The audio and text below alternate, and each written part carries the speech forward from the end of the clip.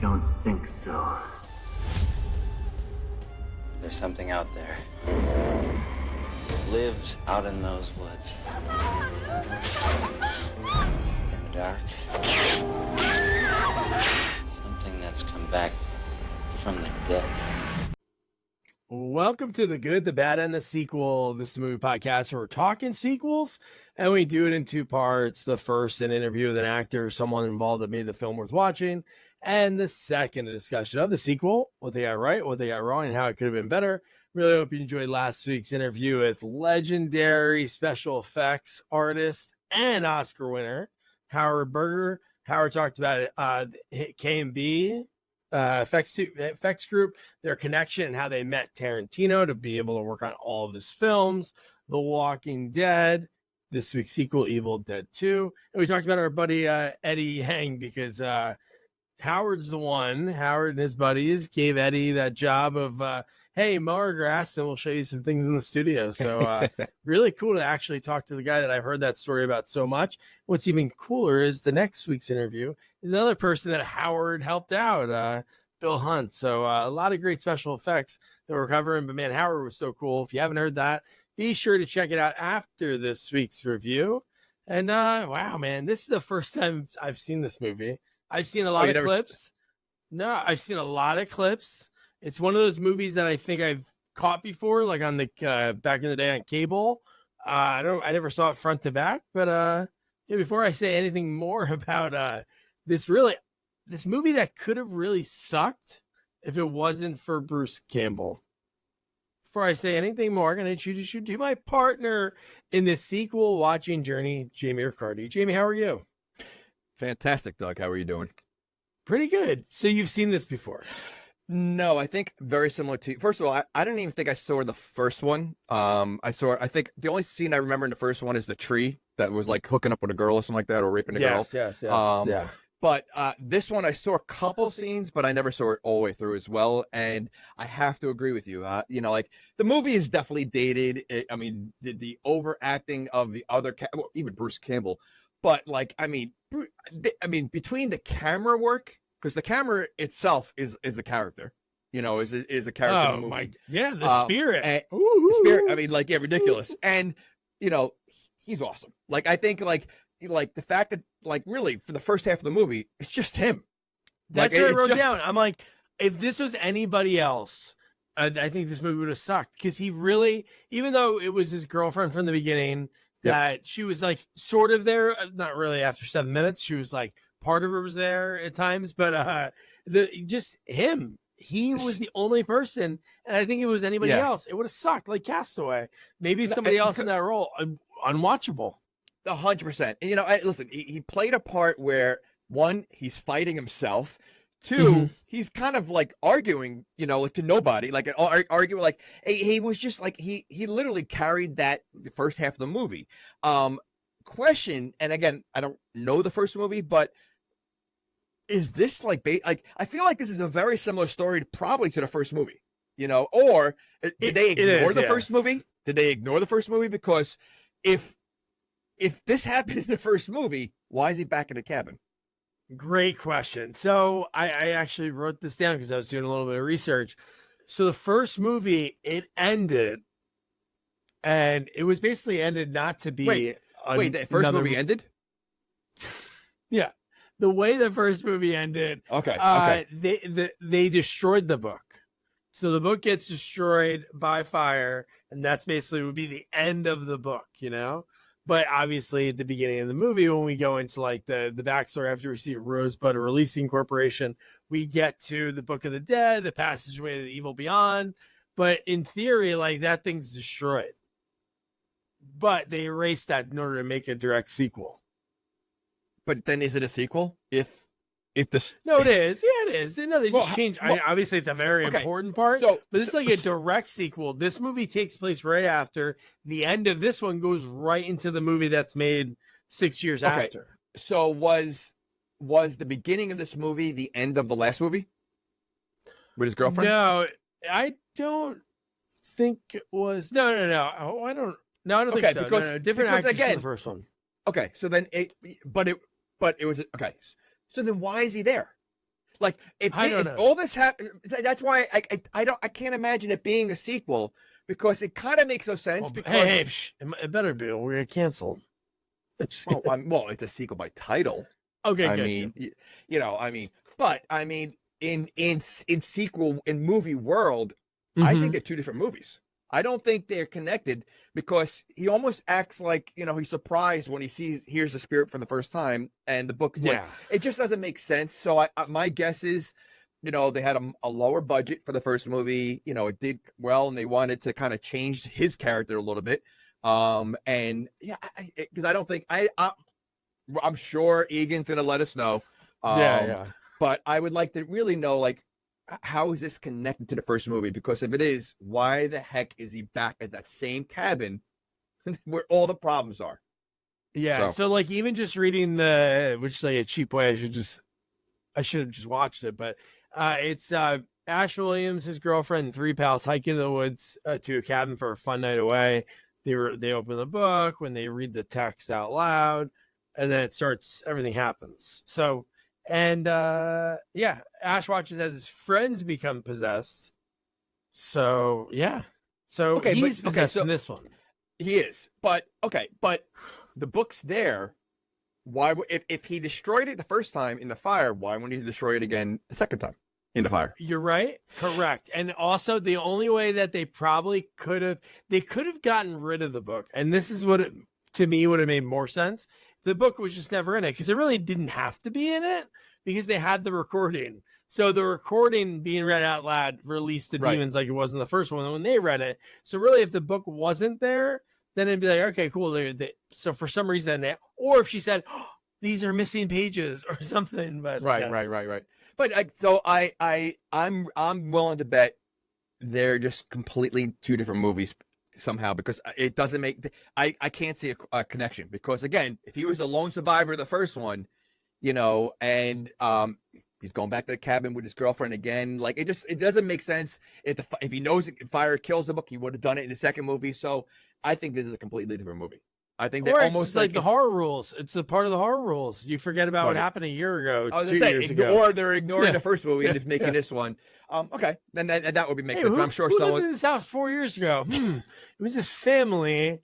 I remember there's a lot of ambulances and stuff, but I don't know. They were nice people. It's like, oh yeah, Freddie killed everybody in this house. Yeah. And first of all, when you look at the house from the outside, it looks tiny. When you go inside that house, it's like a mansion. Like, there's so many rooms. It's huge on the inside. So I can't imagine the outside is matching the inside. Yeah. And I do love one thing that's really cool, especially with the budget, like even though Howard, they were in the beginning of their days, like, so when he's working on this movie, I'm sure the budget wasn't huge for the special effects, but you couldn't tell. But I love they used miniatures, so then they could do some of those cheap practical effects later on the miniature rather than having like a full scale. Because when the car crosses the bridge, gosh, it's like yeah. Not constant, like. I mean, it's, what, this is the one thing I really liked about the movie is it's a bizarre movie, right? It's a completely bizarre movie. I don't even know what the plot is. It's like I don't even think it's like their greatest hits. It's like Terror Tunes. It's 100%. Like Joe Castro had his chance. Boom, I'm going to do all the craziest shit I can. And this movie had a lot of crazy shit. And that's what I liked about the movie, because I couldn't wait to see what bizarre things going to happen next, or what bizarre things going to pop out or whatever. Like, so there really, again, there wasn't a plot. It was just like, let's make as many bizarre things happen at once, at one after another. And so I was like, I couldn't wait to see, like, because there's so many things that don't even match up. I mean, you have a lamp that's laughing. Like, I mean, like, it's like so bizarre.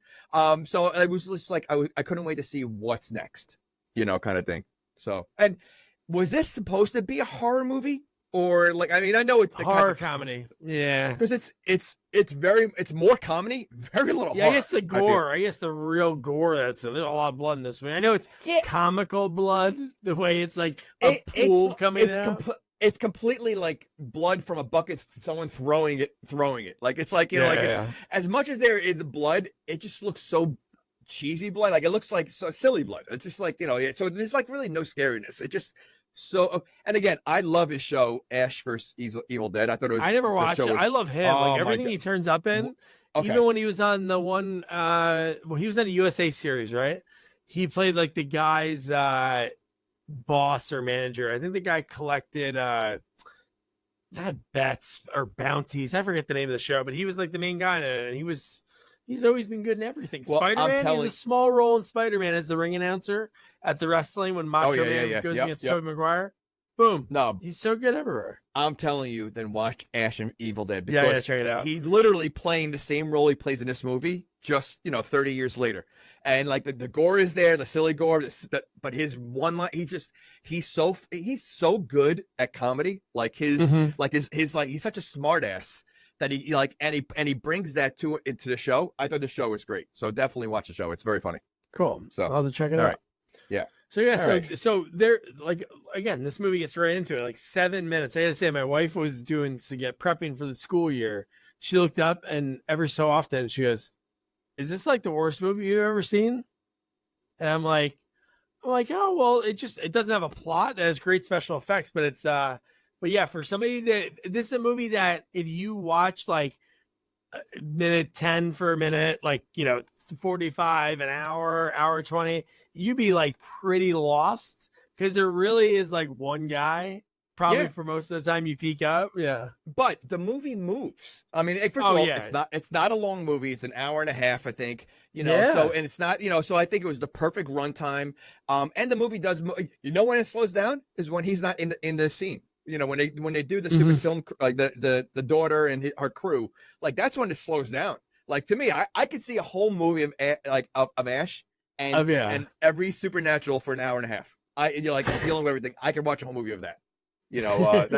So I mean, to me, I feel like the other group slowed it down a little bit until they got to him. Yeah.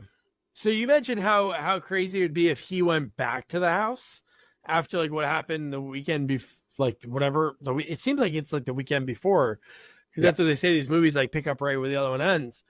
So what about the girl when she's like she's like dancing like very ballet kind of, and she goes, "But what if the people that live here come home?" And I'm like, "Whoa, what a red flag!" Like, imagine that was your first date.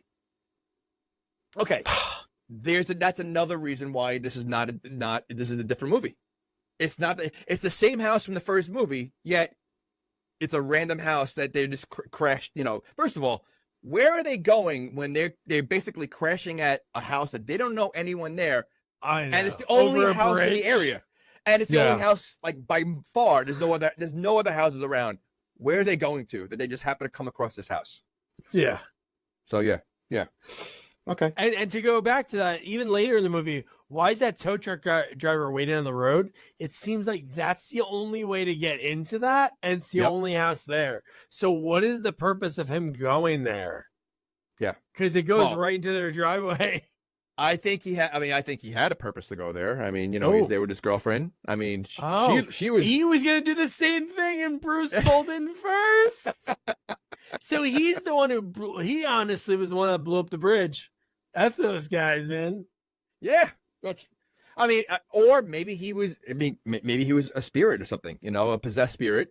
And that was like, hey, let me lock them, in there. But you have that. And then you have the other hillbilly couple that live in the area. Where do they live? There's no other house. The tow truck driver and Bobby Joe, right? Bobby Joe? Well, Bobby Joe and his girlfriend. Oh, no, yeah. Wait, she's Bobby Joe. Wait, the tow truck, the guy in the tow truck, that's the guy, the hillbilly later on? Yeah, that's the same guy, because he goes, there's a trail to get over there. Yeah. Okay, I didn't realize that. Okay. But he was hideous. He was hideous. He had like a big, he had summer teeth, and she was pretty attractive. Well, first of all, his teeth, they look like his real teeth. So, I mean, I don't know. That's how we get the role. We could save a ton on prosthetics. No, he was actually kind of funny too. I mean, again, yeah, he was. But it was better. First of all, I mean, we're not there yet, but like, there's a lot of trusting, with the daughter of the one that's looking for her parents. Yes. To follow. First of all, why is everything done at midnight? Like in the middle of in the middle of nowhere, literally in the middle of nowhere with no other houses, going through the woods. That's the time you want to look for your parents. Like, I mean, like, I mean, it's so stupid. It's not like, hey, let's take a nap and have some breakfast and then pop over. We have to go in the middle of the night. Yeah, I mean, ugh. And the fact like their entrance of the guy flying in, like she's already there, he's flying in, like where's he coming from? her boyfriend, the guy, like what, Yeah. like it was just like I wasn't sure what they were doing, like what their whole like. She found a translation, so she needed to get to the book to use a translation that she just found. So probably the reason, the real reason she flew in so late, maybe they found it in Egypt in the morning or somewhere in the morning and then flew back. But that's why because those are the pages she was holding. Yeah, correct. But they don't explain where she got the translation from. No time, man. They made they only had 90 minutes of film. That was the budget. They couldn't go over like a Canon film. Maybe they only gave them so much. But no, there's a lot of things that were kind of like, I don't want to say left out, but there were some things that were so abruptly ended. But we'll because I think they were rushing through again because there was no plot. It was really like, let's get as much special effects as we can in there. We don't have time for backstories, so even the first 7 minutes, like honestly, it's I think 5 minutes when they're about to hit champagne and he gives her champagne, they cheers, and he sits down for a second, and there's a picture. Do you notice the picture on the desk? Didn't that look like her? Oh yeah, it absolutely did. Yeah, but it was probably obviously Annie, the daughter, but it looked more like the girl that he was with at that time. Which it didn't look like Annie though. That's the thing. It didn't look like Annie at all. Yeah. Yeah. And again, I know you're crashing into this. They're crashing at this cabin, but like, you're gonna lay in that bed. Like, you don't know who lives there. You don't know what kind of like. I mean that house really is like a Unabomber kind of person that's gonna live there. Because it was in the middle of nowhere. So you're definitely should not get a normal person that's living there. So. Okay. And it's like a really nice elderly couple, very educated. They lived like in this like kind of shithole in Tennessee. The house is in Tennessee. I don't know if it's still standing, but that's where it was. They were able to film. Yeah, they were able to film. I think the first 3 movies all have scenes on it. I don't know if the newest one used the same house or I'm sure maybe they had to replicate it. The third one had the Army of Darkness. I feel like they show something of it. Maybe in a flashback sequence, because the second one goes right. Yeah. Yeah. I got to be honest, though, one thing I did not like at all, and I mean, thankfully, because it led up to Army of Darkness, but the ending of this movie is awful. Oh, yeah. Yeah. It's terrible. It's like, I mean, and I don't know if they were really planning on, I mean, from the beginning they were planning, because it took 5 years to do Army of Darkness, I think. But that ending was absolutely awful, and that kind of like really made it like the movie, like the movie again is what it is. It's very special effects heavy, and that's where and comedy, but like that ending just like was like even my wife was sitting there watching, and she didn't watch the movie, and she saw that and she goes, "Are you serious with this?" I'm like, I know. This is the end. All right, we gotta finish this. Yeah. But if you're in somebody's house, like I don't know, like I would just not like touch stuff. That would feel weird enough, like being in there. Hey, let's touch this tape recorder, like, and hit press play, and then that's how it starts, man. He's like translating the book, the professor. We get like a little flashback of him reading it with his wife next to him, and then we see the spirit for the first time, and it's just like, and then looking at her, and then I'm like, oh man, it's like obviously a spirit. I was like, maybe it's like kind of a peeping spirit. No, it goes right through the window, and you're like, and then she's gone when Bruce goes in there, when Ash goes in there. No, and you're right. I mean, first of all, it's such an old school tape recorder thing, Oh, I know, kind of cool. Like you're there with your girlfriend. No one around. Know what? Maybe that's not. Is that old for '87? I feel like a real wouldn't be like that. I mean, I was in school in the '80s. I don't remember ever having anything like that. Yeah, that's true. So. But I mean, even so though, like, to me, I would absolutely have no interest in, like, if I saw a tape recorder there, I put it on for 2 seconds. Listen, and even if you put it on, you can hear the guy talking, like, at his journal. I don't care to hear about this guy's turn it off, yeah. Like, yeah, really, it would be like, all right, whatever it is, you can't unhear it. It's like that blank VHS tape. Like when you're a kid and you're like, oh yeah, I want to watch Homeward Bound, and it's like, oh, this is different, and it had like silver shiny letters on it, and I'm like, oh, should I put this in? But no, it's like, it's just like, it was just so, like bizarre. But to listen to it, but yeah, and everything gets crazy. Like, no joke, the fact that I wrote like 7 minutes in, she gets decapitated by a shovel when he goes outside and fights her. And then what happens next? He buries her and makes a cross. I'm like, what? It's like, I wonder, like, if I'm in that situation, like, because he seemed kind of calm. Like, like, I don't even know if I could think about burying her at this moment where she just tried to attack me. Her eyes were like behind her head, you know, and like it would take pretty much a long time to process what just happened.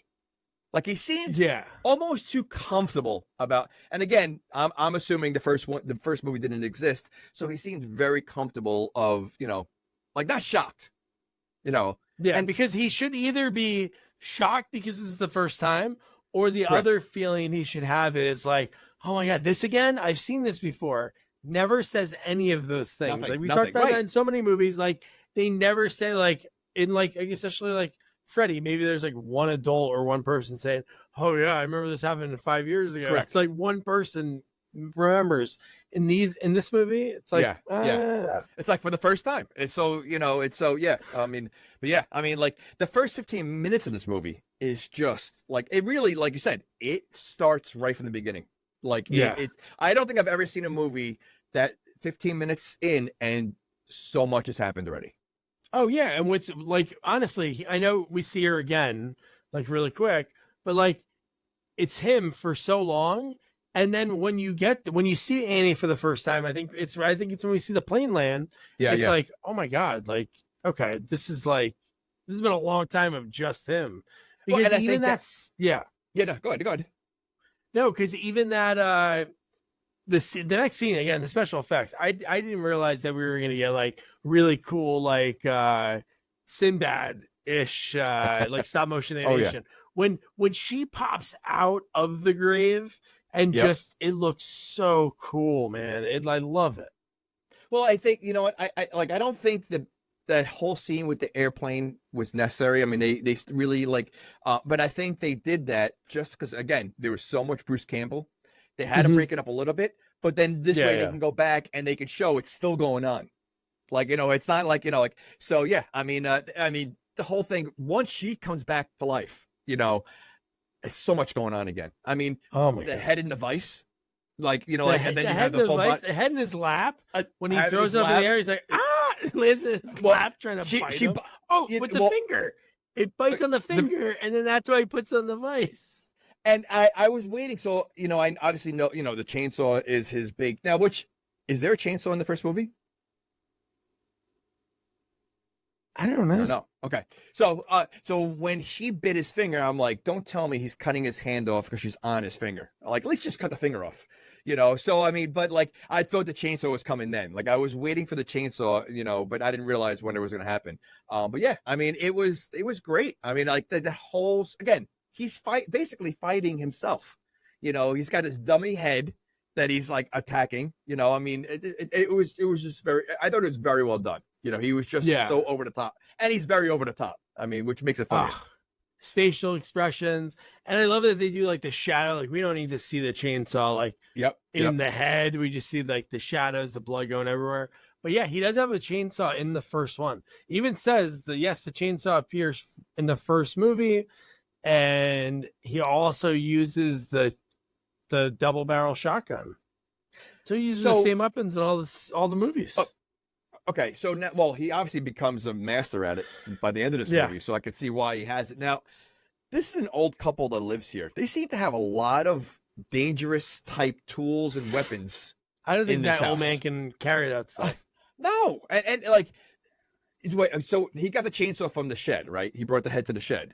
But there's also like, where did they get that big thing that was stabbing everybody at the end of the movie? That like, whatever. I don't know what that. Well, yeah, I don't know what that was. I'm guessing it was like some old artifact or something. I don't know. But again, you have this. It's an old couple that has like, they have a machete there. They have this axe. They have this, like, they have so much going on, and they're an old couple. I mean, it just seemed like they had a lot of dangerous equipment there that maybe they shouldn't have had.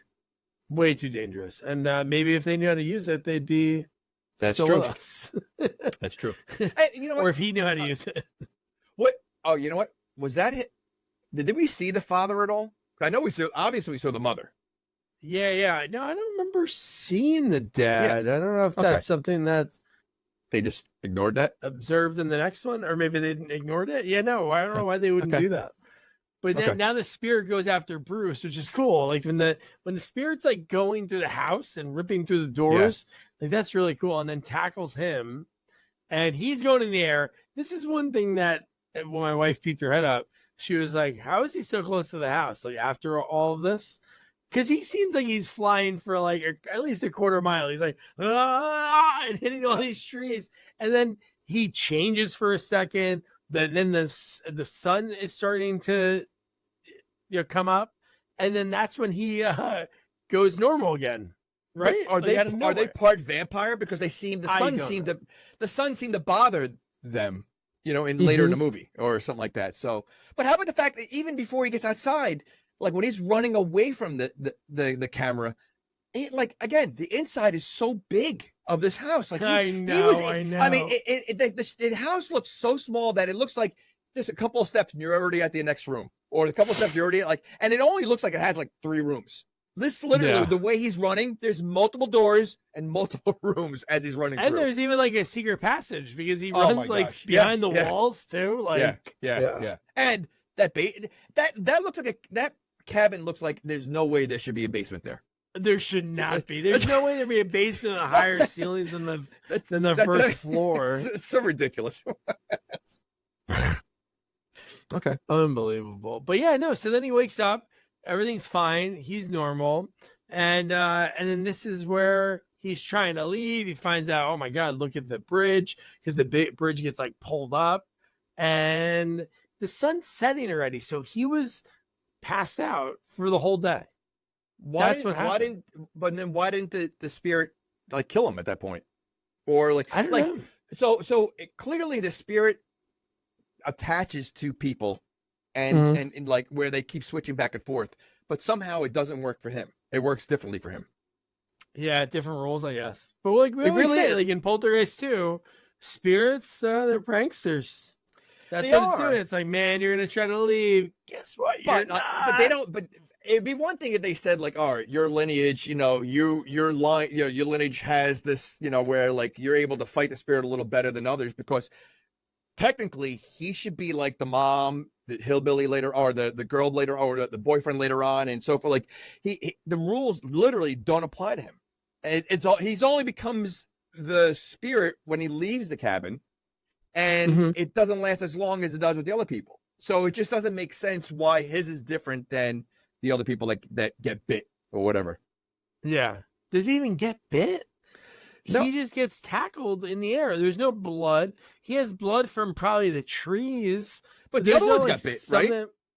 Didn't the other ones get bit, and that's why the spirit changed? Like, the guy? The guy, was it something with the guy? I thought he got bit or something. I mean, her boyfriend. Yeah. I mean, maybe biting has nothing to do with it. I'm thinking of vampires or whatever. But first of all, they kind of look like vampires. The sun bothers them, so I don't know if that's like a part of it. Yeah, I don't know. But again, whatever they were, he looked really cool when the boyfriend turned. Oh, he looked really, because they probably got an actor that was like 6 inches taller. They put because he looked jacked. That was cool. No, yeah.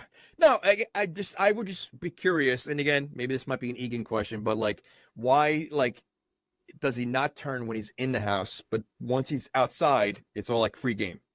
And not for nothing, this house, again, we're not there yet, but when everybody's there and everybody's, like trying to protect themselves, the house is complete, like the windows, the doors, there's holes everywhere.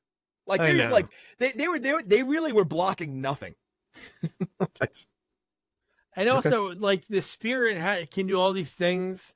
It can throw people in the air, break down doors, but it can't, like, play hide and go. It doesn't know where he is. Yeah. So you're telling me if somebody's walking in the woods, that spirit doesn't have a sense that there's someone there.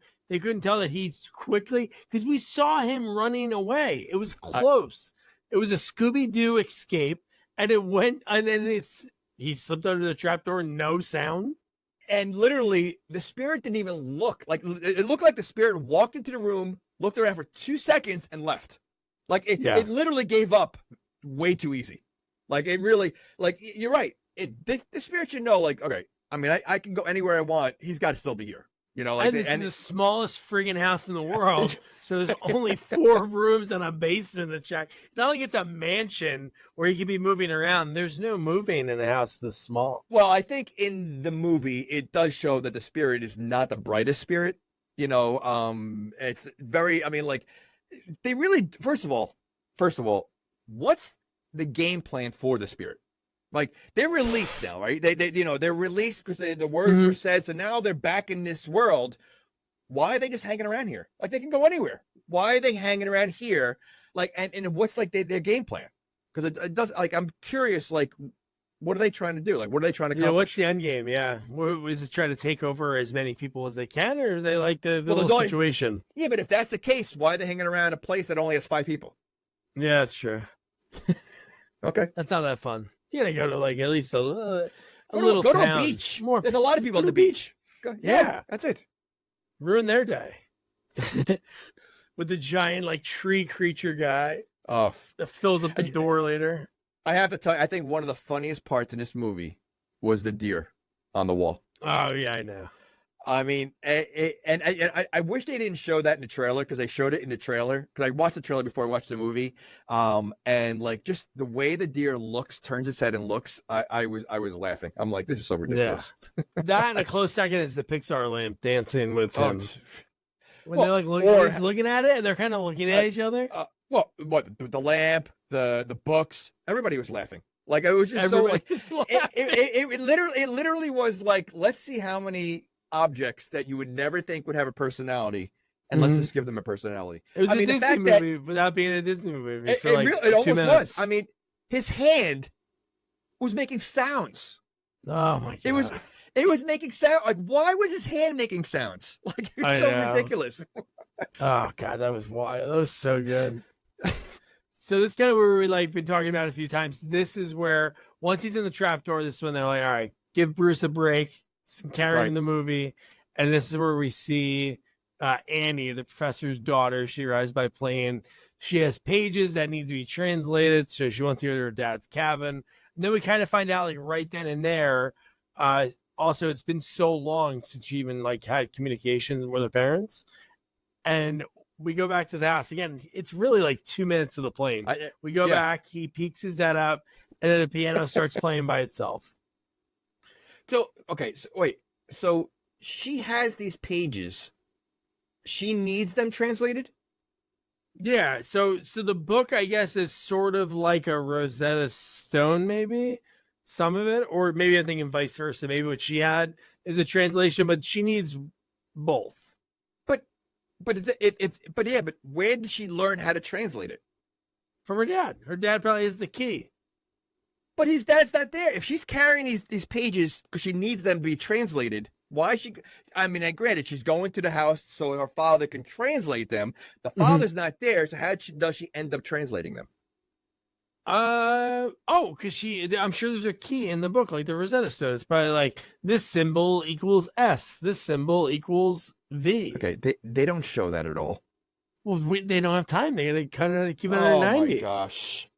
Okay. Because she does look at it. Remember when she's flipping through it and she's looking at the book? And that's when she's kind of like, then she starts reciting it. Oh, look, the translation's right here. Like, give us a clue of what's going on and how you're doing the stuff you're doing. Okay. It takes 2 seconds to say that. That's all she had to say. Yeah. No, instead, we just assume somehow she just translated it. You know, she learned how to do translation from the airport to the cabin, and in between fighting off other demons. Yeah. Okay. I jumped ahead before. The first time was when her head was in the house and he was fighting just that. This is when he wakes up and the music's playing and then he looks outside and she's doing ballet. So this is a stop motion right. scene. Yep. Okay. Yeah. And how does she sneak up on him? Is that kind of, he goes right to a window to look closer to her, which I don't know why you'd need to. And then she's so close that her bony hands grab his arm. Well, she's a spirit. I mean, you don't think the spirit can be sneaky? Oh, yes, she can shoot. Yeah, I guess she can teleport. What I want to know is, how is her body able to do anything, like find like where he is and fight without her head? Like, I know. How does the body know where to go? How bad is that scene? We Very kind of cool, skipped but over like- that one too. When the body come busting the door, and just as the chainsaw, that was so cool. But but she can't see. Like, so clearly her eyes are not that important, because she was able to do everything without her eyes anyway. Yeah. Okay. So this is where all of that happens. So yeah, so we were right in the order of everything. Just all of it happens right here. Well, I think because this, I don't really have a lot of notes, because I don't either. This is like my lightest ever. There's like 2.5 pages, because really, there's not too that's much. what it is. So like, I think because of all the special effects and the scenes, we're gonna be talking at a place, just because there's just so much that happened in between. I just forget what order it's in. It was just so much. So yeah, I mean, doesn't his hand get possessed soon? Pretty soon, yeah. But you know what it kind of like, maybe she would have came out of the grave anyway. But why, when he woke up and he heard the piano, I guess the song reminded him of her, because he pulls out the locket, he's looking at the locket, and then that's when he sees the spirit outside. But yeah, dude, when his hand, before we get, because I know the hand. So if that's you, and you're in this trapdoor, you're hiding, and at this moment nothing's going on in the trapdoor, why would you even leave? Like, because it looks like he doesn't give it a lot of time. I mean, he literally was just fighting with a head. So that's got to be the most bizarre thing, obviously, that he's ever seen. Why would you leave the basement? Like, I would stay down there as long as possible. At least give it a day. You figure, like, all right, the spirit's going to give up after a day and go home. Like, not like 5 minutes later and see if they're still there. And why doesn't Henrietta, who's hiding in the basement this whole time, doesn't kill him then? Yeah, is she alive at this point? Like, was there? But why? Yeah, she would have attacked him. So I don't think she's alive yet until maybe the daughter gets it. Maybe Annie triggers her. Maybe the spirits have like their spirit playing cards. And they're like, "Oh, Annie's here. Let's get her dead mom." Maybe they really don't explain a lot. So it's because you're 100% right. Like that, the spirit of Aunt Henrietta or whatever should be attacking him without a doubt. I know. Okay. All right. Makes no sense. Yeah. So so Bruce, man, when he is just fighting himself, it is like, it's insane that just one actor like can carry a scene that is really that silly, but he's just so good. And like he's like falling on the ground, like he's like, I mean, he's doing like some stunts, and it's all about one hand. Like, it's literally, I mean, it was pretty funny. I mean, the way he was doing it, the way he's trying to, I mean, yeah, I'm trying to think of like what other options besides cutting his hand off. Like, I was thinking, like, can you put it like in a paper bag and like, can the hand suffocate? A paper bag. Well, put it back in the vice. Put it in a vice. Yeah, but then you're stuck there. I'm saying instead of like chopping your hand off, like, can the hand suffocate? Because it's alive, it's talking. So like, I mean, like, what if you cut off a finger? Would that like affect the hand at all? Like, like, I would think so. Okay, yeah. If that was you, instead of cutting the whole hand off, wouldn't you start with a finger? Or at least, like, because you don't know if the hand, like, if that's gonna work. So you might as well try the finger first. Maybe the brain is one of those fingers, and it's done. So listen, I'm gonna keep cutting. You have 5 fingers. I'm gonna keep cutting if you don't stop. Yeah. So it's okay. What an image, choking out your own hand. But yeah, no, it was really cool, and I think it was really well done because he's doing like a Buster Keaton scene. Like, he's doing so much falling, flipping over, and it's just really, it could be like a silent movie. But when he knocks the hand down and they're like knocked out, and he starts doing like towards the what was it? The machete, right? Well, first of all, he wasn't knocked out. He was playing dead. So he was playing dead to his hand. To himself. Like he was, I mean, I was thinking, like, as I'm watching this, at first I thought he was knocked out, but then he surprises the hand later on. So he was pretending to be knocked out to his hand, and the hand was got strong tricked? enough. But How'd the the hand hand get is strong tricked? enough to drag him. Oh yeah, that was Just awesome. Oh yeah, right. How'd the hand get tricked?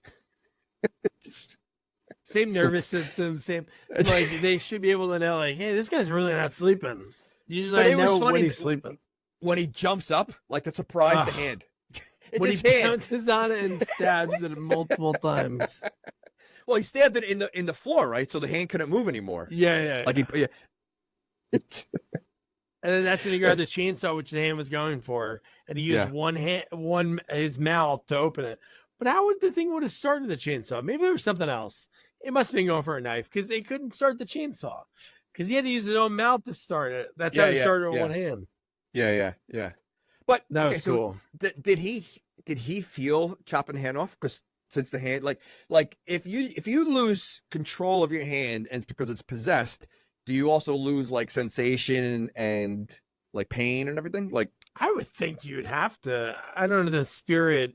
There's any spirit, nervous system experts. Let us, at because Sequels Only on Twitter. how do you know how high to cut? Without like Sure. like what if you cut too much? Ow! Or you do too little. Ow! I feel that one. And then you have to move up a little bit. Why doesn't it? First of all, why is only the hand possessed? And Oh yeah. again, and this is part of being like these creatures these spirits are not that smart. Like the minute the hand was chopped off, why not jump to another body part? Yeah. No, Go to the it leg. was still.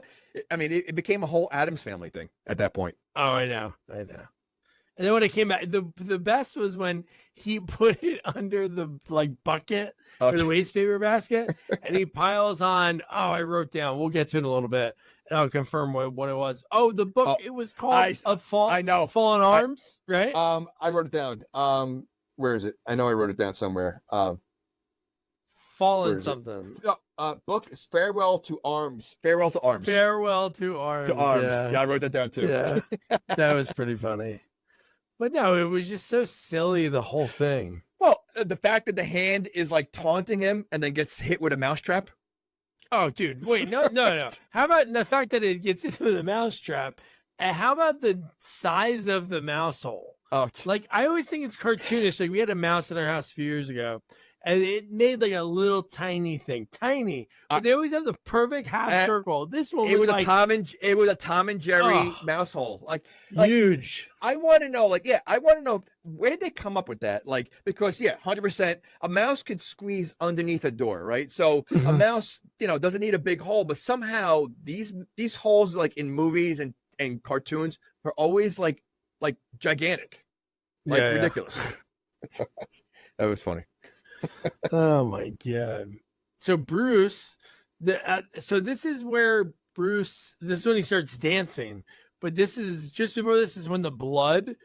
Oh my gosh! Shoots out from the wall and goes all over him, and then it just disappears, and it's like black residue is left on him. So it's like, did that happen? Well, did it go back? It went back into the wall. Didn't it go in reverse at one point? I thought it went. Did, yeah, that's in what I reverse. mean. Like it happened, and then it went in reverse, and then he was left with like black, on his body. That's something in the show. He's constantly getting whether it's from a spirit that like blows up, or he's constantly getgetting blood thrown all over him. It's like it was a constant thing. So it's Where are they fighting in that show? Does it take place everywhere? No, well, I think it's in this town. I'm trying to think. But there's a whole story because Xena, warrior princess, she's in there. She's like an evil Lucy spirit Lawless? in there. Really? Oh yeah. I'm telling you, the show is very entertaining and it's bizarre. Like, each episode is another spirit that he's got to fight, and like the spirits are very funny, and it's silly gore. He's constantly dripping with blood. I mean, it's like all over the place. So yeah, that's awesome. Yeah. No, that's good. But yeah, so it's like the blood goes off of me, has like black on him, then it disappears, and this is where everything's dancing at the room, laughing at him. The picture frames. Oh, that's another one that was laughing. The picture frames were laughing at him. Oh my god. Yeah. And, I mean, and then what happens next? He gets tackled by the tow truck driver. So like again, you're going into a house where there's a guy. Well, yeah. Before we even get, and I mentioned it before. So when the daughter arrives, in that area, and they had no place to go. They came across the tow truck driver and her girlfriend, and they were Bobby like, Joe, yeah. Bobby Joe, and they said, "We'll take you there."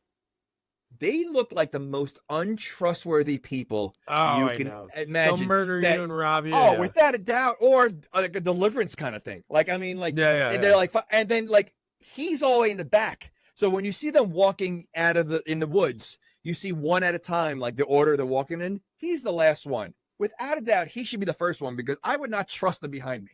Like, it was just like they seemed way too trusting of that crew. I remember how pissed he was about them wanting to go over the bridge. Like, he gets like kind of jealous about it. He's like, "Oh, my parents, that's my parents' cabin." And he's like, "Oh yeah."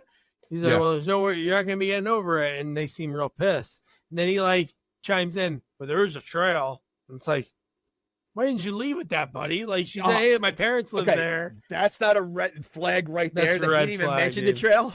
Like, yeah, absolutely. But okay. Unbelievable. But yeah, but the fact that he comes in, tackles the shit out of him, and it's like, this guy could be anybody. The tow truck driver, I would hope, was walking around with a gun, because he does have a gun later in the movie, unless that's a gun that was at the house. Oh, that's the gun I think that was at the house. But isn't that another red flag? Like, like the daughter's going there to see her parents. Why is this like this tow truck driver doesn't even know what the parents look like? This could have been her brother. Like, he just he randomly went in there and just tackled them out of the blue. Like, I could see if if it was a boyfriend or something like that, but like this guy doesn't know anything about them. Oh, man. And then she goes right in. She's asking her parents. Ash has no idea. I love that she goes to the recording. She starts playing it, starts skipping forward.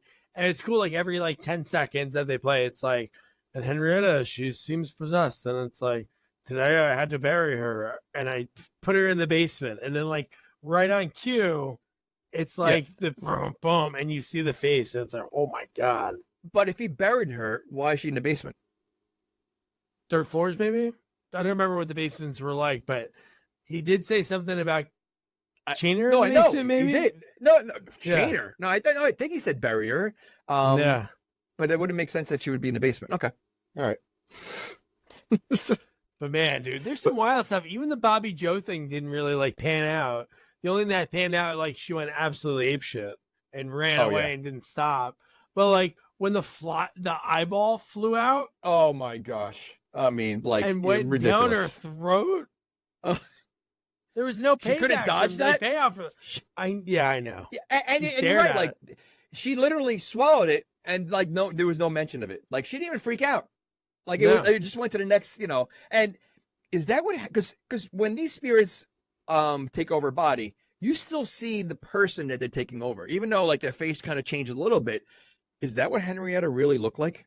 Because if that's what she we saw what Henrietta looked like. They did do the little bit of the old woman, right? So then, why does she look so different? Because she looks like a slug. Like, she looks like she does, yeah. Because every other person that's possessed looks like the person they were. Just their face changes a little bit, but the body's the same and everything else. Henrietta has no clothes on, and literally and which doesn't have any body parts. I wonder. This is very weird of how they decided to come up with her look. Yeah, I do love when she goes back to being the mom. Oh, hi, honey, and really normal, and then it's like, whoa, dude. But yeah, when the blonde boyfriend gets possessed, man, that was a really cool scene. It was just really funky. But the thing about him was weird. He wasn't bit. I wrote that down. Not bit. He got thrown into the wall. Thrown into the wall, and it broke a picture frame. Oh. But what I'm saying is there's no rules of how they change. It's not like, oh, I kill you, you change. It's like a Call of Duty or something like this. So there's no transfer of anything. No. So then, do they have to be knocked out to transfer? Can they? Oh, the only thing I might quickly thinking, if he died on impact, maybe if you die in the house, your spirit. I don't know. If he died from that throw, because if you take the amount of times that Ash has been tossed around and gets right back up, Ash should be dead.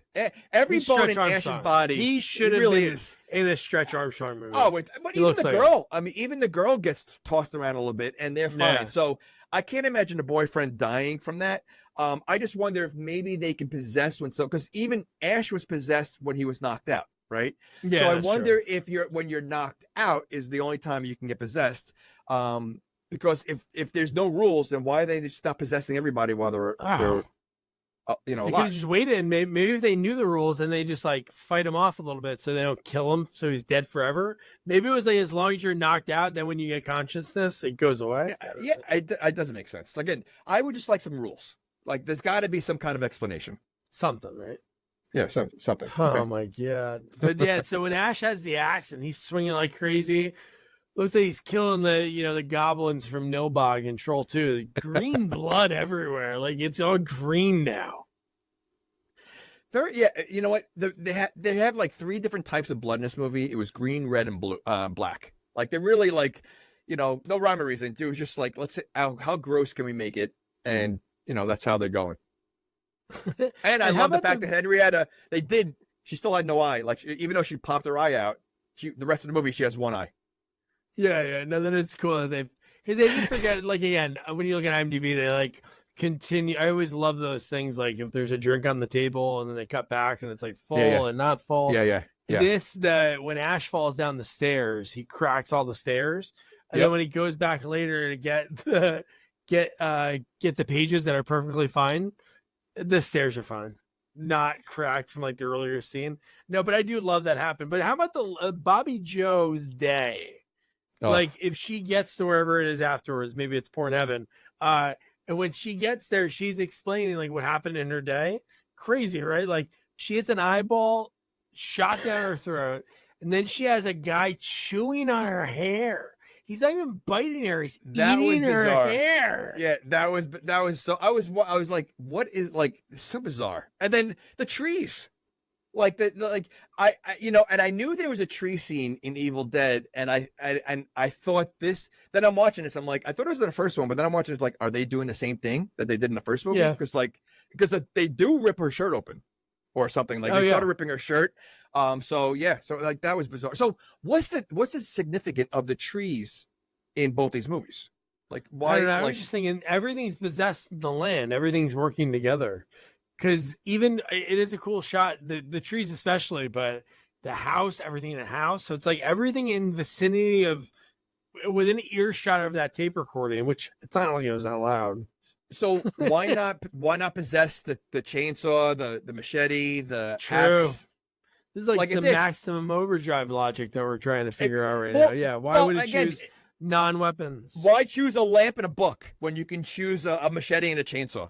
Like again, stupid spirits. These spirits are not the smartest. Yeah, they're not the best. Okay, they barely passed spirit school. So then now the house goes silent. They're just looking around, and then they start hearing noises everywhere. They start to check out all the rooms. This is where we do see the professor. Remember, he's like he's a hologram. Yep. He's in like all white, and he tells them how to get rid of the spirits. It was really just reading. Yep. It wasn't anything crazy, right? Wasn't it just reading? Well, yeah. There's like 2 things they have to do. They have to bring the spirits into the world, and then another reading to open up the passageway to the realm. But this is where they start like looking in rooms, right? And they were going to the bedroom. Is this the scene when he goes to the bedroom? Are they in the bedroom already? Yeah, I guess it must be. Then next is when Bobby Joe flees. Yes. And and no one wanted to go, so Ash is going, and then the daughter goes, but she grabs a lantern. The lights are on in the entire house. Why is she grabbing a lantern to go into the bedroom? Like, how about grab the chainsaw? How about grab like a weapon? She grabs the lantern. Maybe she wanted to like maybe knock Ash in the head. Which in the later in the movie's funny with her. Well, I get why she's insecure about it, because I would be too if this guy was just like another looking creature. Yeah. So I do get it, but no, that was pretty funny. But so with Bobby Joe, when they're all standing there and they're like holding hands, and she thinks she's holding the tow truck driver's hand, and it's the dead hand, and then she just freaks out. He did a prank. He did a prank. Pranking. Well, first of all, were their eyes closed when they were doing that, or were their eyes open? Yes, I think their eyes were closed. It was like kind of like a seance they were doing. They were trying to do something, but then and then just ran and did not stop. Okay, wait. So there's a problem here then, because if they're all holding hands and she's holding the possessed hand, someone is not holding a hand. Oh yeah, because it would all have to be a chain. Yeah. Right. So doesn't that person realize they're not holding a hand? The person that's there's going to be one odd person not holding a hand. Doesn't that person realize they're not holding a hand and they don't say anything? Or maybe that one person didn't know they were holding hands. They were just holding the girl. Maybe it was like Ash holding Annie's hand, be like, "Hey, this girl's pretty good looking." And the other one just kept going, and he didn't know the chain kept going. But yeah, the fact that you see the dead hand and it looks like deader than we just saw it like earlier in the movie. It's like starting to decay a little bit. It has like a different color. But you have to think that hand is playing a prank, because there's no other reason to be holding her hand during that moment except for like trick her. Yeah, unless he could have killed her. If you were exactly, you could have like a hand on the throat, something. No, I'm just gonna mess with it. Yeah, should have done like the touch the shoulder thing. Each shoulder, and then when they keep turning, and it's really just the hand just playing a prank. But putting the bunny ears behind her head, like But yeah, dude, that whole thing with when she's running in the woods, we see the tree with the mouth, and you see like the branches hooking her, and the vines, and that starts going into her face. I'm like, oh my god, dude, that looks so. That was so gross. Cool. Though when you start seeing the things popping out of her face, like wasn't there like sticks or something coming out of her face? Like she gets thrown into the tree, right? Yeah, and then it just and then it just like goes black, and it goes back to Annie and Ash. And they're trying to go through notes to try to figure out what to do, and then this is where the redneck guy pulls the gun on him and says, "All right, we have to go look for her." And then and Ash is like, "Man, especially with guns pointed at me, I'm gonna say whatever this person wants to hear so they don't shoot me." And he's like, she's out there alone, she's dead, she's already dead, or she's already gone. Then that guy didn't like that too much. Yeah, but Ash has taken on multiple spirits at this point. He can't handle a hillbilly with a gun.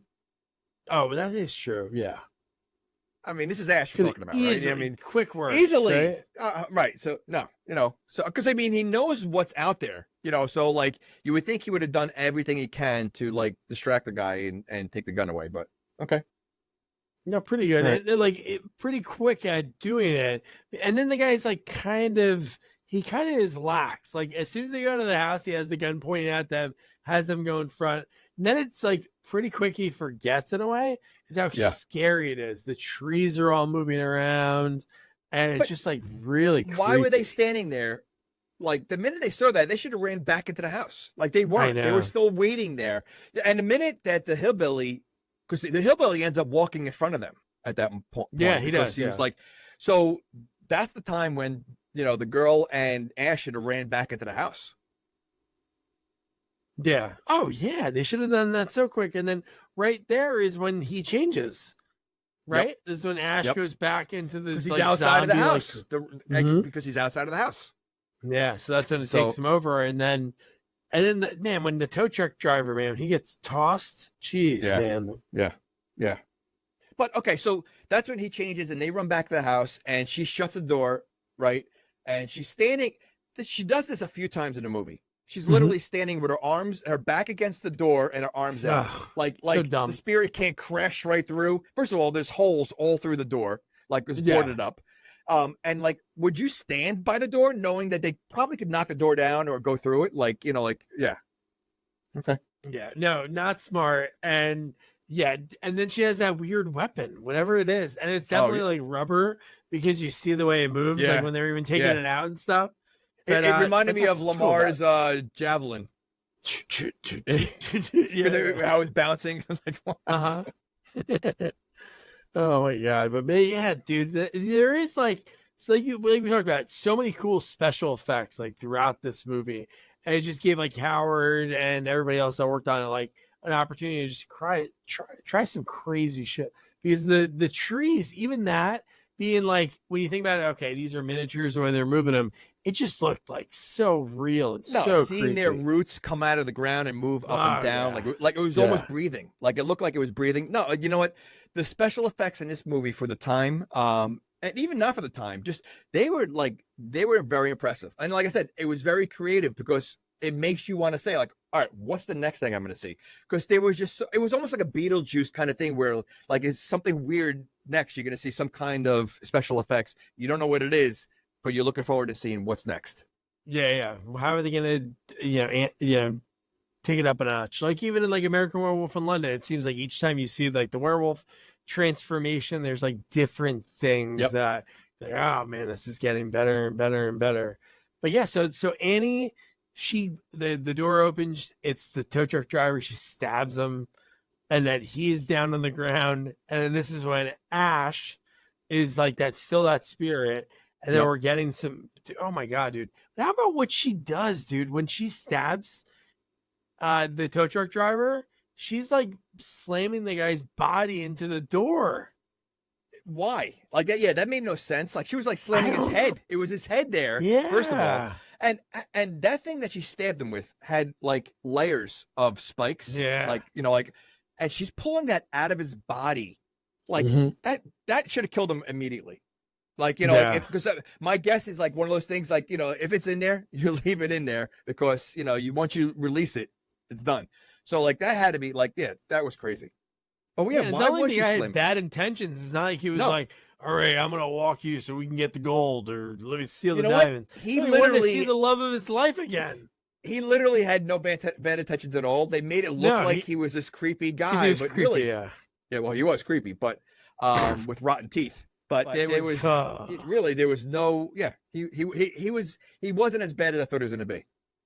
No, not at all. But and then right at this point, this one, so he's out because she pulls the knife out of him. Annie has the axe. She's looking at the windows, and then the creature in the basement. Oh my god, that was cool. This whole part is so bizarre. And this is where it grabs the hillbilly, right? To drag him down. Yeah, and it was just like basically like a flood of blood coming from it. Oh, ridiculous. So let me ask you this. She's holding on to the legs the entire time these buckets of blood are like splurting out from the basement. Wouldn't you have let go? Like, I don't think that guy's making it. I mean, the minute one splash of blood comes out, all right, you're done. Like, she was holding, like, I was waiting for her to like bring the legs back up, and there was only legs. So that would have been good. Yeah. Because I mean, the amount of blood that comes out of there, like, yeah. Which is the house alive? Because there's blood, like, again, the walls shot a lot of blood out, and the basement shot a lot of blood out. Like, where's that blood coming from? Like, I wonder if the house is alive. Yeah, no, I don't think so. The lamps are alive, the house could be alive, the tree, it's like anything within. Like, so is that the house's blood? Do houses bleed? No, well, I mean, again, the walls before shot major blood out when he thought he killed a mouse. Or the hand. So I'm curious if like the house, is alive. Yeah, no, It seems like it. Why? Like, I don't see. That's the only explanation to make it make sense that a wall can shoot blood out. Who else would be like doing that? So then Ash pops in. He kind of sneaks in. He throws Annie against the wall, and then he sees the necklace. Yep. And this is the first time he turned because of like the other one seemed like it was just like, I don't know, like a timing thing or something. Like, I don't know if he got bumped again. This one was like, oh, he remembers being normal. Then he was able to beat it, to get back to his normal self. So love conquers and he could change because of the love? Did he love her? It seemed like a first or second date, that girl. No, didn't he have like a ring or something? I thought he had a ring. Wasn't there a ring or something that was in his pocket? Maybe I think. I don't know. I thought he had something that, yeah. All right. I don't know if he was going to propose. He made a comment, something like, or she made a comment like, "You promise you'll never leave me. You'll be with me forever." Like there was something. I think I think he did love her. I think there was something. It was the second date, and he said whatever he needed to do to get back into her apartment or something. All right, maybe. But so then Annie, again, I get it. Like, she doesn't know this is like freaky, and I'm sure she's heard freaky stories from her dad, maybe from other adventures that he had, or maybe this is the only one that he dealt with, but I would say probably the former. And like, so I get it. Like, you get the axe, you're going to try to kill this guy. And I love that she doesn't stop. Oh, without a doubt. I mean, the minute you see someone that's possessed attacking you and everything else you saw so far up to this point, you think you're going to take a chance when he says, "Oh yeah, I'm fine." You know, like, so you're absolutely, I'm on her side. I'm trying to kill this thing as much as possible. So, Yeah, and I even love when that she slowed him he's like- down, she still swung. She Yes. swung more. Oh, Like, dude, when he kind of explained it and he was calm and his head was against the wall, and you just saw it go through the wall, I'm like, oh, yeah, this is great. Let me ask you this. Now, if you're Ash, would you ever turn your back on Annie? No, you'd have like, to have, the you'd rest have of the to movie, head on a she's in swivel. front of me the entire time. I am not trusting her one bit. 100%. Yeah. Okay. But then they know what they have to do. They have to go downstairs in the basement, get the pages. So this is when they go down there. And we kind of skipped, it wasn't that big of a part before, but when they threw Ash in the basement. Oh, so when they got in the right. house, they tackle him, and then the tow truck driver was like, "Hey man, here's your punishment," throws him down there. There's somebody down here. And that's how that all started. Yeah. Well, that and the fact that he also threw the pages in the basement. Yeah. Oh yeah, that's how he gets him to leave. Yeah. He goes, "Here are the pages, and now you're gonna come with me." Yeah. So, but why didn't he just throw it in the fire? Sure. Like, wouldn't that have made more sense? Like, you know, like I thought he was going to do that. Like, he threw it in the fire, you're done. Like, you're like, so like, when he throws it in the basement, like, okay, you're never gonna find him now. And I tell you, my kids, I take away something, I like put it on the fridge. I'm like, they're gonna get it. They probably, if I walk out of the room, they're gonna climb on something. They already know where it is to get to it. Yeah, no, I know. Instead of like ripping them up, I'm gonna put them over here. It's gonna take you a minute to go down the stairs and get it. But yeah, dude, they go down there and they're like, all right, we gotta get these pages. They get loaded up. Okay, first of all, they don't go in the basement. She stays up top again. She does. 'Cause Yeah. she She should- makes it seem so- like she's gonna go. Yeah, Because he's 100% getting she loaded made up it with look the like- chainsaw. He saws off the end of his shotgun. Yeah. And she's like, and then she watches him walk down. The whole time. Why did she go with him?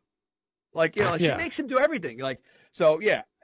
And there's another secret entrance. There's another secret room down there that he comes across. Like, this is a cabin in the woods. Like who's living here? Like, ridiculous. I know, if you drew it out, I bet you the basement's definitely bigger than the upstairs. Just the way it's like what we can see. Ridiculous. And it's in the woods. Like a cabin. So they're having a basement down there. Okay. One of the pages, we see them earlier when she first shows Ash the pages when she first gets to the house. And like they trust him a little bit. And she's flipping through them really quick. And there is a little sketch of a man with a chainsaw arm. So you're like, all right, I'm like, I already know about this, but that was really cool if they kind of put that in there. And then he's ready to go. Why would it be in there? But why would it be in there? Well, what's the end of the movie? No, what do you mean? No, but why would the sketch have that? Because it's meant to happen. He time travels. So then again, that goes along with the rules of the spirit. Is he like the one that was foreshadowed to come and, you know, take care of the spirits? Like, you know, and that's why the spirits can't kill him because they never. He's John Connor. Yeah, I mean, but that's what it sounds like, you know, because he should have died multiple times, but the spirits somehow can't kill him. So I wonder if he's the one, and you know, he was foreshadowed to be the guy with the chainsaw is going to come back and save everybody. Yeah, that makes sense. He's the guy. Yeah, they can't defeat him. He has that extra whatever, because we've seen these other people get tossed against the wall and be dead. I mean, he's flying through the air, hitting trees. He's and just tossed like, in the basement, stumbling down the stairs, and gets right back up. And so okay, so let's talk about this chainsaw. So can I ask you what he does to this chainsaw that somehow it fits on his hand, his stub? I don't know. He just lots of like. But what chainsaw has like a hole in there to stick a stub? I know. I mean, like, so how does that work? Like, and it fits perfectly because it doesn't fall off when he falls down the stairs, and like it's like it almost has like a lock on it. That it's kind of locked into his arm, like an accessory, like a G.I. Joe. It's so ridiculous.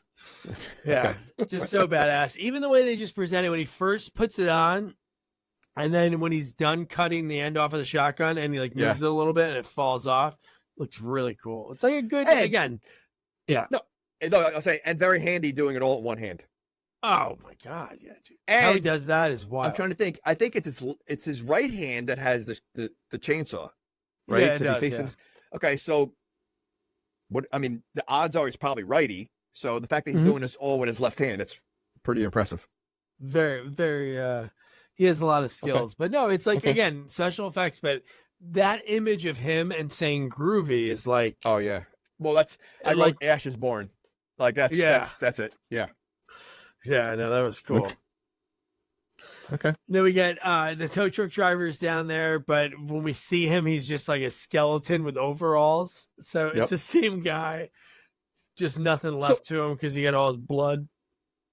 So okay, skin. So now you say that, I was thinking maybe that was the father, because we don't see the father. No, we saw the father. The father was somehow like kind of a good image. spirit or something. Yeah. Yeah, but okay, so all that blood, which was a lot, was all from the hillbilly. Tow truck guy, yeah, and then it just basically, he's a skeleton, turns right into a clean skeleton. It was kind of like a better version of the thing in Nothing to Lose with Chevy Chase and Dan Aykroyd. Yeah, remember the Bono, whatever it's called, like the Bono chopper, whatever that stupid conveyor belt. Oh my gosh, came out and there were just bones laid out. So maybe it was something like that. But oh my god, dude! But then, dude, and then Annie helps out because she's battling the mom as well, and just so many cool. It just looks great. The stop motion animation when the mom transforms into like whatever that head was. It was kind of like a did you notice that the mom does a Hulk Hogan move when she got knocked down, and she did like a when she stood up, she did the Hulk Hogan like getting off the mat and standing up. I wrote down Hulk Hogan move from the mom. Like, yeah, it was pretty funny. Jeez. And then Annie, her strategy, it's like in a lot of movies, you try to get to something that touches like the memories of, hey, you are actually good. She starts singing Hush Little Baby, and that distracts like the thing long enough, and then Ash is able to cut its head off. It's like, you know, as my daughter was watching this part, and the whole time she's like, why don't I just cut his head off? Because it was such a long, like, it almost reminded me, I think it was the movie The Thing, or not The Thing. There was a movie where they, like, this thing turned into this weird, like, looking creature with like a long head, a dog face or something. And I was thinking, like, you know, like, what were they going with this? Like, why did she have, like, she was already a spirit. She was already like a creepy spirit. Why'd she have to turn into something else? Yeah. Like, or turn into something that was the only better. spirit that did that. That was the only spirit that did that. Yeah, that change. Yeah, that's true. Yeah. Yeah. Every evil spirit just stayed as the person that they were. So why was the mom different? Super powerful. From maybe the professor. I don't know. But to choose something that makes it worse for you, like to make yourself a long head. So obviously your reaction time's longer and it's hard to do so much. Maybe it's like intimidating, but not really a smart thing to do. But a good line in this. Intimidating because it what made it scary? That it just made it awkward. It seemed like it moved awkward now because of the long neck. Like I was just thinking, just seeing something like that change in front of you. Would the be changing pretty, part was like, right. Yeah, devastating to see. Yeah, but honestly, everything else you saw that whole day. That's true. Yeah. I mean, nothing really should surprise you. This is like normal now. This is my life. Yeah. But man, when I'll swallow your soul, swallow this. Cool. That was really good. He's great, man. I think a guy that has done a lot, definitely done a lot, well known. His look is he's like a guy, like if you went into like AI, give me a guy that looks like a Hollywood. He has like the perfect jawline. You would think he would be like in a frat movie, you know, when he was younger, kind of look like to him, you know, like that. Was he in a lot of stuff before this, or was this like his first break? I think the first one. Yeah, the first one. That's a good question. He's one of those guys that has been turning up in random 80s movies that I've been watching. Trying to think where I saw him at. Definitely 80s in a very small role, but I forget. Like did he? Because I feel like I've seen him pop up in movies here and there, and always like just like a cameo character. Like, did he like star in anything else outside of Evil Dead? Let's see real quick. And did he make a cameo in the remake? Oh, I don't know. Oh man, he was doing a lot of shorts until 7. He was in Curse of the World. Short. Wow. He did a lot of shorts until his career picked up. That's pretty cool. First credit of a movie that I know, Evil Dead. Oh, dude, you know what? He's in. Oh no, it's not. It's like a short movie, but it's Toro. What was that other one called? Tora, right? Tora. Yeah, this is Toro. He was on Knots Landing after this, but even like in between like the two Evil Deads, not in much, man. He had a movie called another short, so he's filming a lot of shorts. I don't know who he's working with. Did he do any like starring roles after this? Like Maniac Cop 2. He's one of the main guys. Waxwork 2, one of the main guys. Okay. Hudsucker Proxy, which I have on Laserdisc. And then he had that series, The Adventures of Briscoe County Jr., when he's like an old West guy, which was like good. Oh, that was he started in that? Mm-hmm. Oh, he was the main guy. And I remember briefly, like there's a lot of wisecracking in that, right? Like that was totally him. Oh, it was basically Ash in the West. Uh-huh. And a movie that we saw him in that, again, a guy, think about his credits, not in a lot, but he's in something that's such a big pop culture reference, especially for like horror. Escape from LA. Remember when he had the really bad plastic surgery as the Surgeon General? Yeah, so that's really from Dusk Till Dawn 2. So he's done like a bunch of stuff, but it's more like Evil Dead. I've tried so many times to get him. Oh. Yeah. Did you see I sent it to you. Did you see the episode of the Practical Jokers when he was on there for the last scene? Yeah. That's He was so funny. He's in so much. Yeah, he was in Evil Dead Rise. He had a voice and a recording. Oh, so he was in the new one. Let's see, what year was that? 20. Because I thought it was Ash more uncredited. So maybe there's some kind of. I heard it was more of a horror movie. It wasn't a funny. It was more horror. Oh, okay. Interesting. But yeah, no. So definitely like so much. Like again, just a memorable face. Like he has that Hollywood face. But so he shoots with the shotgun.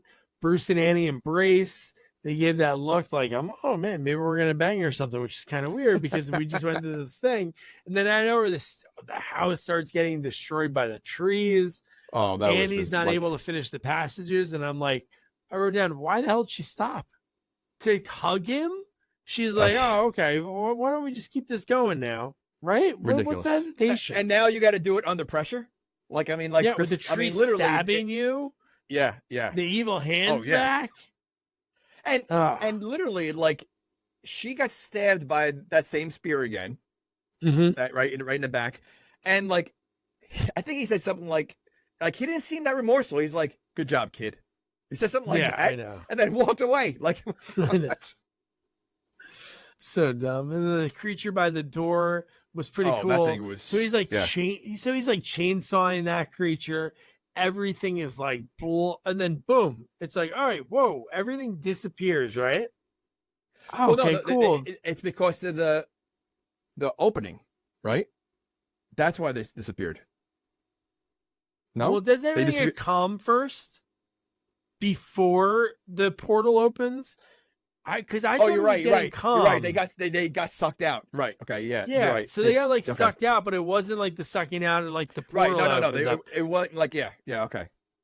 And then it was like, all right, cool, everything's gone. And then I wrote, now there's a portal sucking everything into it.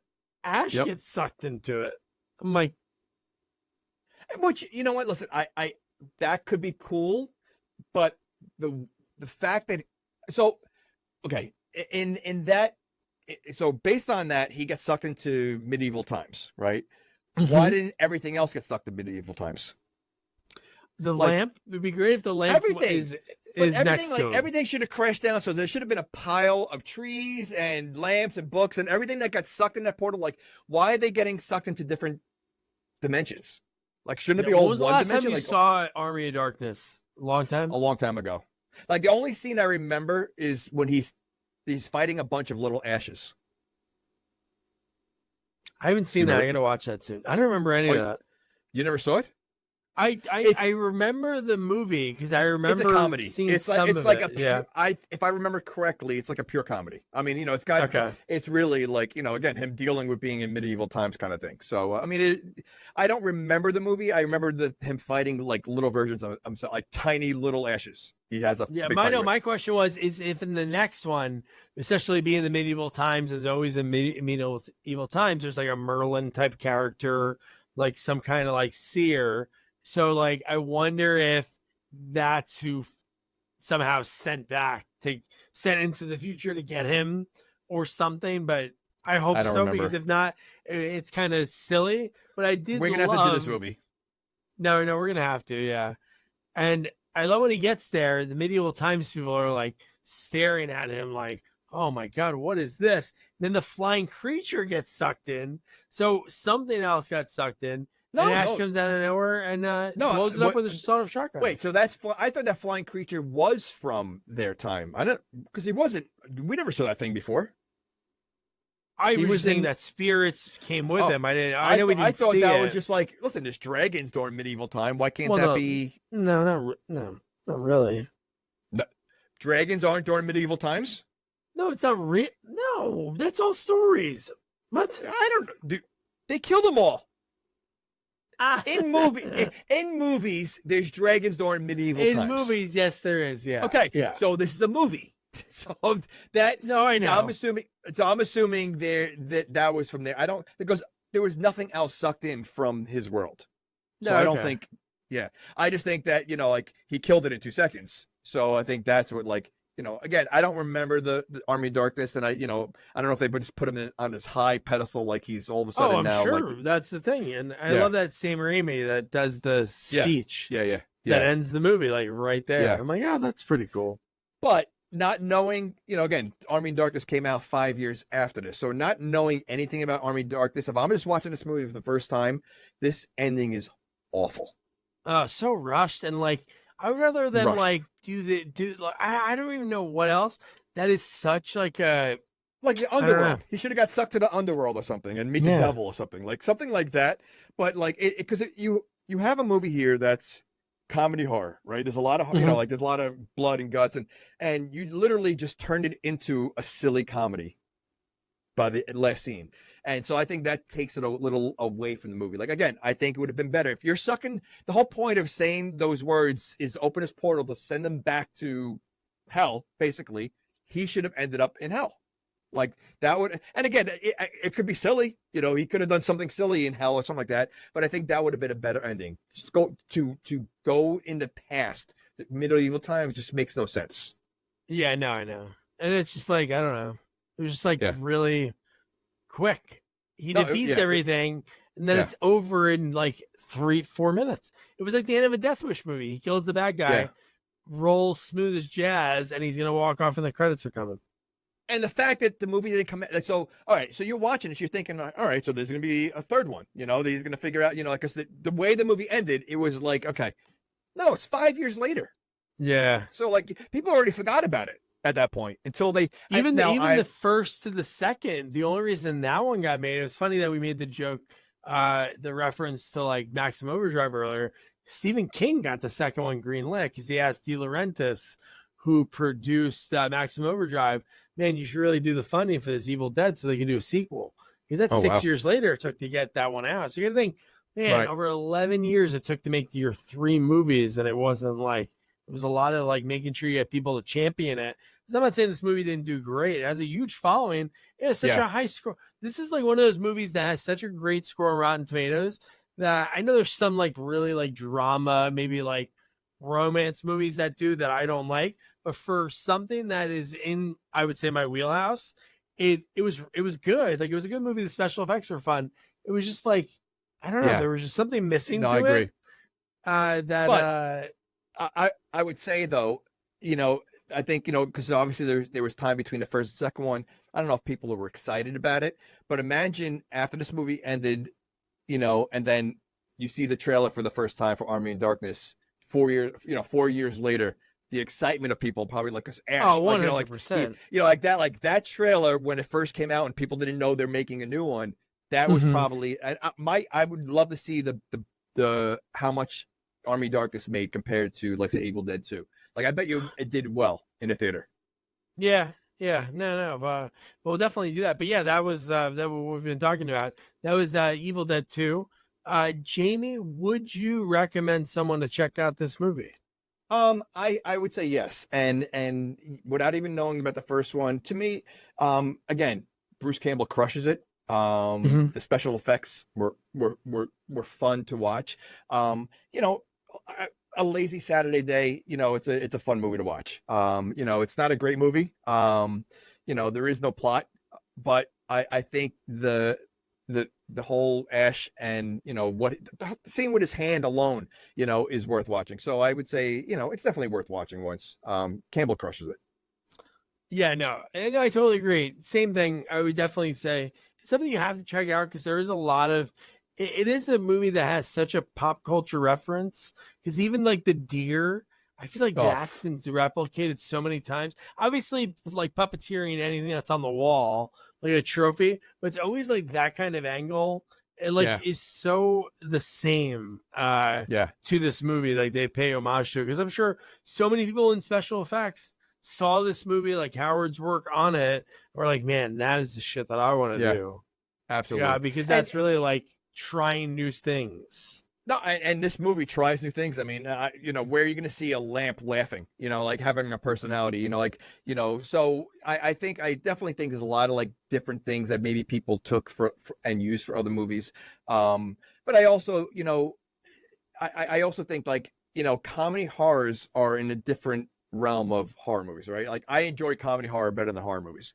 I think, you know, if you can add some comedy, you know, plus have some horror into it, you know, I like it better. And you know, they don't make too many comedy horrors. So, you know, this is definitely one to watch if you like a little mix of both. Yeah, no, totally. Yeah, no, it's one of those things that's hard to nail. Tucker and Dale versus Evil, great. Cabin in the Woods, great. There's so many that just like try too hard and they just like fall flat on their face. But absolutely. But now next up, we're doing one of the coolest horror movies I think ever because it really reinvented a franchise. Wes Craven's New Nightmare, which is like just one of those. Again, I shouldn't. Maybe that's why I love this era of film, like that 80s, 90s. Even though I was super young when this came out in 94, I remember seeing this like at 8, 9 years old because I saw Nightmare on Elm Street at 6, and when this was on pay-per-view, it's telling my parents were like, "Hey, yeah, we're gonna monitor what you're watching." I was like, "Okay, can you handle it?" So I remember watching this, like so many cool things about this movie, the stealing shots because the earthquakes were happening in LA at the time. So Wes had a crew out there and they kind of like mixed in the earthquakes so you could use some of those shots and they incorporated it with the story. It's just so cool. And for it, it's really cool the timing of it. You know, talking with Howard last week, then next week we're talking with Bill Hunt, who his big break, kind of Howard was involved in that story, like a lot of cool stuff. He grew up in like a suburb of Nashville, Tennessee, not special effects and something that goes on down there. But his parents were like sort of in arts, but his dad finally gave in, helped his son out. Cool story about that. But he grew up looking at Fangoria Magazine, and then his first job is with K&B, Howard Studio, and he's working on Jason Goes to Hell, and his mask is on the cover of Fangoria Magazine. So like, that's awesome. First thing he does, because he was only supposed to just make like a bunch of extra masks, even though there's not a ton of masks in the movie because Jason's barely in that movie. But but so many cool credits that he had working on like Scream, From Dusk Till Dawn, 30 Days a Night. Just a lot of great stuff. But a story about, because he lives in New Zealand now. He went over there really because he loved the Lord of the Rings, the cartoon from the 70s. He just wanted to go out there, see if he could work at the shop for a little bit. He went out there, never came back. At the shop for like a little bit, and they called him when he was back in LA. He said, "Hey, you want to be out here for 3 years?" So he worked on those movies, and he's still there. So great talking to Bill. Fun chat. Super energetic. If you watch the video, he has some cool stuff. So when he moved there, he couldn't really bring a lot because, when you're moving to New Zealand, the cost of probably shipping your stuff would be like ridiculous. So he made a lot of the stuff like Jason type stuff. So really cool interview. He's got a production company doing special effects. So we talk about that, and I'll put that in the episode notes next week. But yeah, so be sure to check it out. And don't forget to review, rate, share our podcast. Follow us on all social media at Sequels Only. And don't forget to share our website, sequelsonly.com. Good night. Good night.